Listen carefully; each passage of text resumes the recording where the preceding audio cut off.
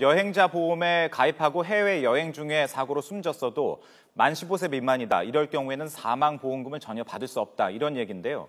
그 이유가 무엇이고 또 이런 법규에는 어떤 문제점들이 지적되고 있는지 오늘 전문가와 함께 이야기 좀 나누겠습니다.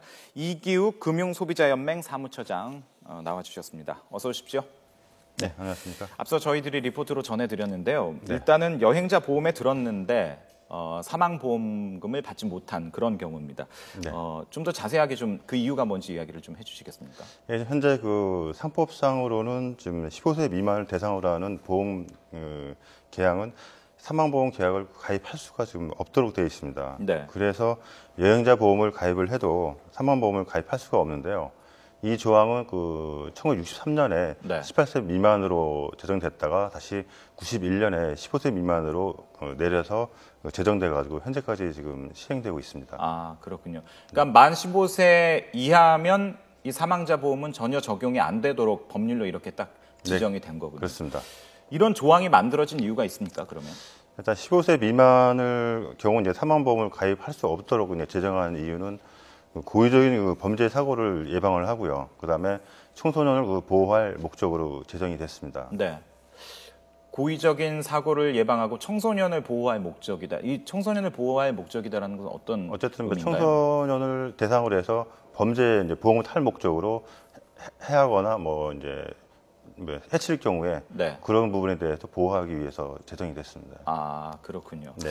그런데 이 법이 만들어진 게 이제 처음 이제 상법이 제정된 것은 63년이었는데 이때는 이제 만 18세였다가 91년에는 이제 이게 만 15세로 이제 내려갔다 이런 얘기인데 91년 한 20여 년이 지났습니다. 상황이 이제 많이 달라졌고 그때는 이제 해외 여행을 가는 뭐 미성년자들이 그리 많지는 않겠습니다만 지금은 또 많이들 다니지 않습니까? 네, 좀 상황이 좀 그렇습니다. 달라졌는데 이런 부분은 조금 반영이 아직은 못 된 것 같군요.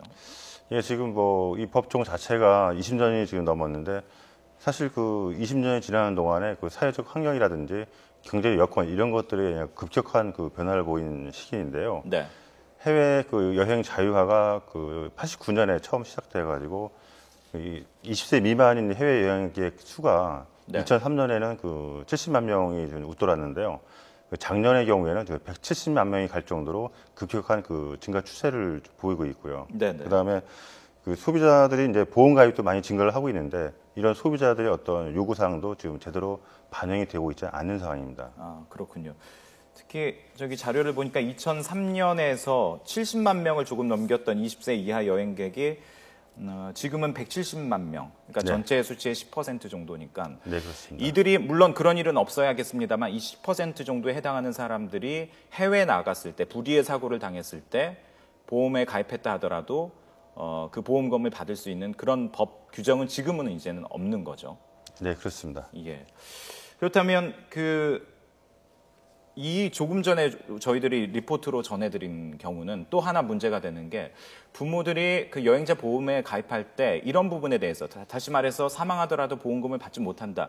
이런 부분은 또 전혀 몰랐다. 이 부분도 또 문제로 지적할 수 있을 것 같거든요. 일단 뭐 대부분 그 여행을 할 때 이제 보험사라든지 아니면 그 여행사에서 네. 그 사항에 대해서 자세히 알려줘야 되는데 현재 상황은 대부분 알려주지 않는 상황입니다. 네. 그래서 부모들은 그냥 여행보험에 가입을 했다고 하면은 본인 것처럼 애들도 당연히 뭐 똑같이 들어있을 거라고 이제 오인하는 경우가 많습니다. 네, 네. 그래서 이런 그 또 해외여행 같은 경우에는 이제 단체로 가는 경우가 많기 때문에 여행사에서 그 부분에 대해서 이제 알려줘야 되는데 네, 네. 알려주지 않고 그냥 보험만 가입했다 이 정도만 이제 알려준 경우가 많기 때문에 네, 네. 15세 미만자가 사망보험을 이제 뭐 가입을 못한다라고 이렇게 알 수 있는 경우가 어렵게 돼 있습니다. 예. 그래서 이런 부분들이 지금 이제 앞으로는 그 보험사라든지 아니면 여행사들이 반드시 알리도록 이렇게 규정을 해야 됩니다. 예. 일단은 이번 사건을 통해서 이제 많은 시청자분들이 15세 미만은 사망보험이 적용이 안 된다라는 사실은 이제 확실히 알 수 있을 것 같고요. 그런데 이제 앞서 저희들이 제기한 문제.